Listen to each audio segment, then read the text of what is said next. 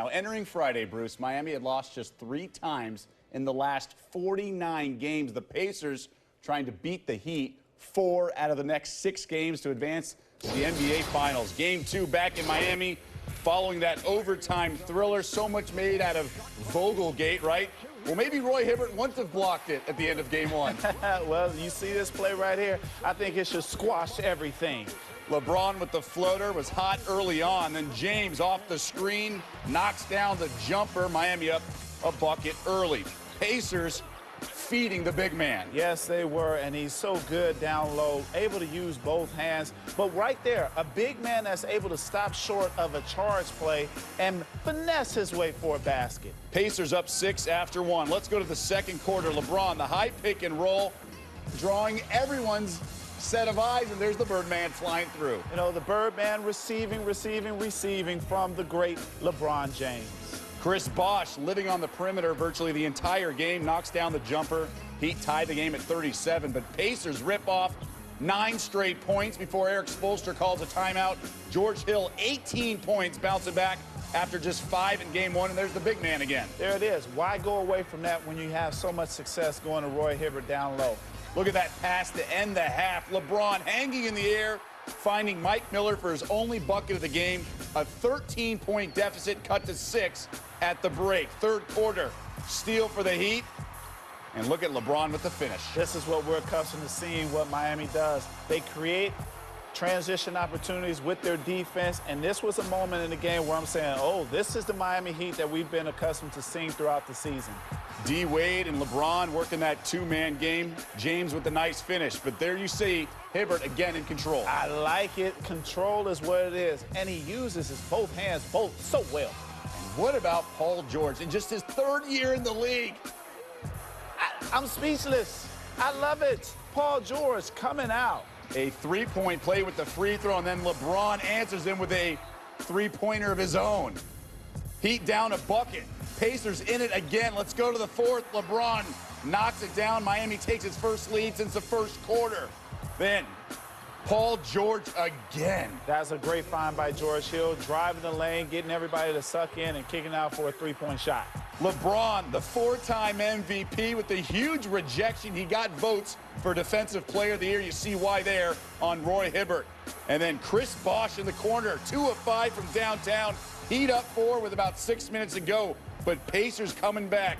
Roy Hibbert again. Did I say something about him being able to use his left hand? I love what Roy Hibbert has been able to do. He keeps the ball high, which keeps it away from the smaller guards down low trying to strip it away. David West with the floater, and there's LeBron with the turnover. So Pacers up 2. Miami gets the ball back, and LeBron again with a turnover in the final seconds. He delivered the game winner in Game 1, but struggling down the stretch in Game 2. The King can't believe it. Pacers hit both free throws. It's a 4-point game in the final seconds. Larry Johnson not around for a 4-point play. And the Heat drop Game 2 at home. Indiana gets it done, 97-93 to even up the series. It's Miami's just its 4th loss in the last 50 games dating back to the regular season. Huge stat line for LeBron, 36 points on 14 of 20 shooting. An exciting game that featured 11 ties and 10 lead changes. The Pacers beat just another team to bounce back and even up the series. Can you share the range of emotion from losing Game 1 the way you did to winning here tonight? I think that we learned from it. We tried to fix our mistakes, and, you know, we went out there and played a hard-fought game. The Heat are tremendously talented, and we're happy to get a split.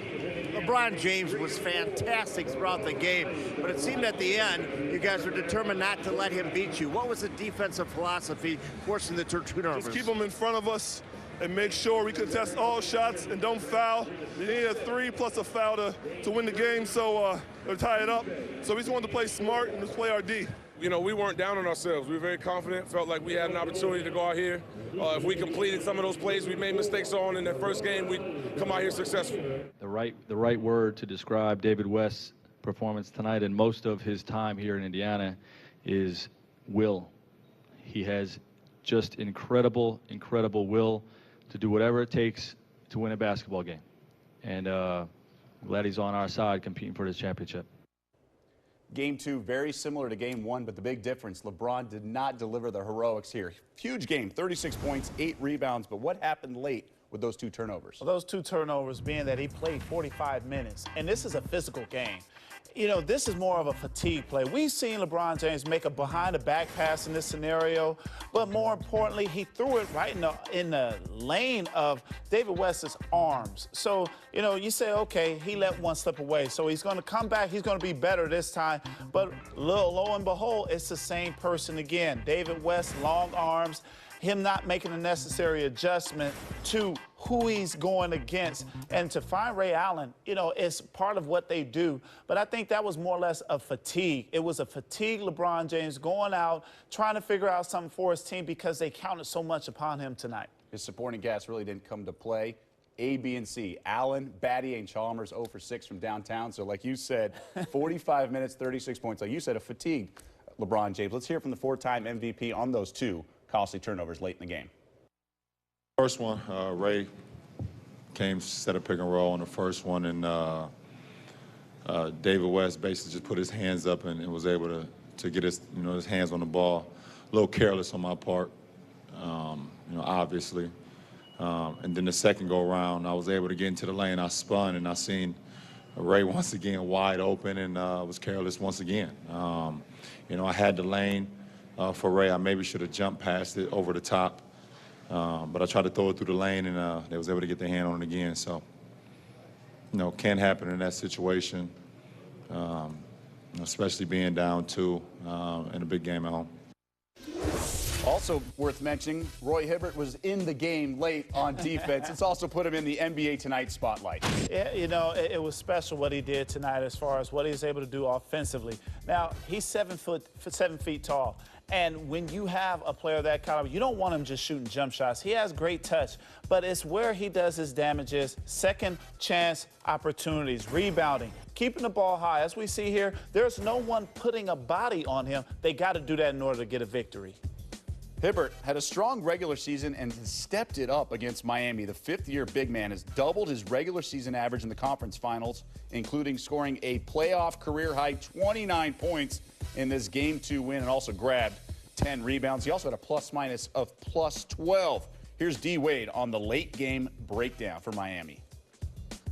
Those 2 costly turnovers, what broke down in those plays? Nothing broke down. I mean, he's going to be hard on himself, but, he's seen guys open, and, West was able to get his arms out there at the last minute to get the steal. So nothing broke down. We'll take LeBron with the ball in that position a million times, and, he's going to always try to make the play he feels best. And, the last one, Ray was wide open. It was just a great defensive play for them to get a deflection and get a steal.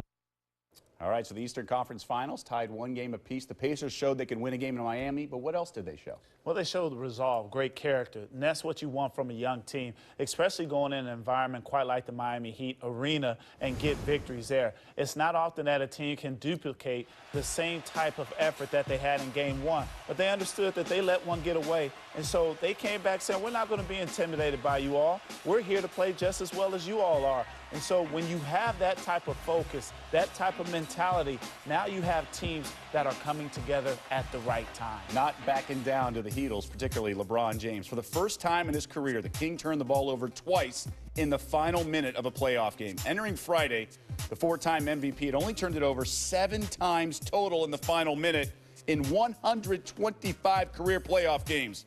James had more turnovers than assists in a game for the first time since March 27th, when the Bulls snapped the Heat's 27-game win streak.